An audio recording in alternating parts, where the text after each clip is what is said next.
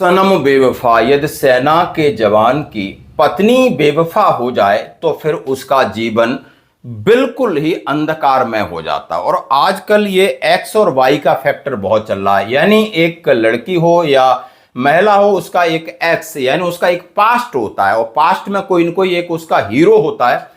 अब वो उस हीरो से शादी न करके यानी उस एक्स से शादी न करके बाई से शादी करती है। अब बाई से शादी करती, उसका तन तो चला जाता है लेकिन मन कभी न कभी एक्स की तरफ भागता रहता है और यहीं पर उसका जीवन में एक द्वंद्व, एक लड़ाई, एक संघर्ष होता है। जो उसके मन में चल रही है वो लड़ाई बाहर आ जाती है और वहीं पर फिर परिणाम विनाशकारी होता है, भयानक होता है।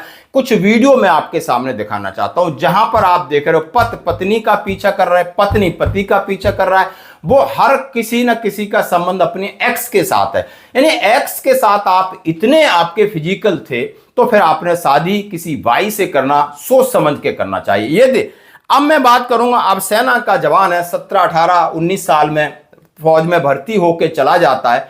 उसके एक सपने रहते हैं, फिर वो शादी करता है, 24 25 या 30 साल तक करता है। अब उसकी वाइफ किसी एक्स और वाई के चक्कर में रहे तो उसकी तो वैसे ही जिंदगी बर्बाद हो गई, क्योंकि सेना में सारे दिन पिला रहेगा, 24 घंटे की नौकरी होगी, इधर की डांट होगी। सोचता है कि थोड़ा टेंशन फ्री करके अपनी वाइफ से मैं वीडियो कॉल कर लूं, थोड़ा सा मन अच्छा हो जाएगा। और वहां पर उसको पता चलता है उसके पास हमारे लिए वक्त नहीं है, क्योंकि वो अपना वक्त किसी और के साथ बिता रही, वो अपने मेरे हिस्से का प्रेम उसको दे रहा। और जहां पर विश्वास नहीं है फिर तो सब कुछ खत्म हो जाता है।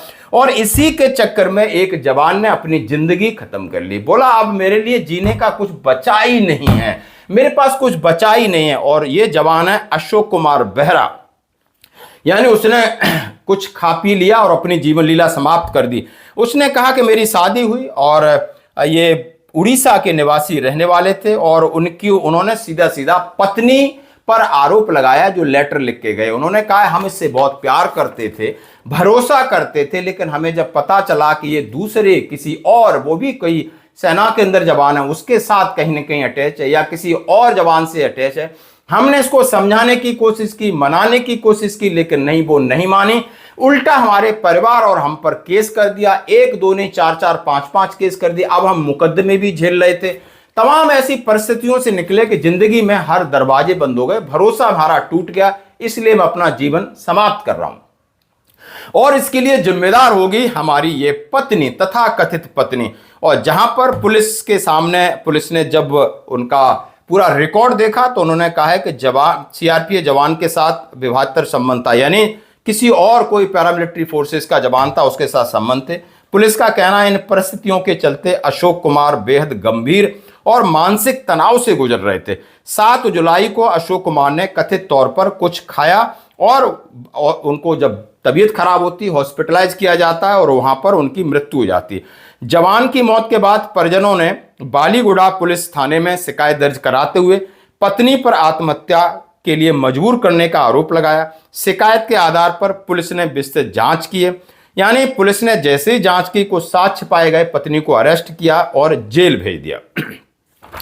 तो दोस्तों ये निकल के आता है कभी कभी जिंदगी में और इसका परिणाम विनाशकारी होता है, भयावह हो रहा है। लगातार ऐसे वीडियो आप पर आ रहे हैं, सोशल मीडिया पे आप देख सकते हो कितनी हैं लड़कियां हैं, लड़के हैं। ये मैं नहीं कह रहा हूं एक तरफा, लेकिन जो कुछ भी हैं उनकी जिंदगी कहीं न बुरी तरह खराब होगी या हो चुकी है। और आने वाले भविष्य में भी यदि आप इसी ट्रैप में या इसी चक्कर में फंसोगे तो आपकी भी निश्चित है जिंदगी खराब होगी, क्योंकि आपको आसानी से कोई छोड़ने वाला है नहीं। तो आपकी क्या है प्रतिक्रिया? धन्यवाद।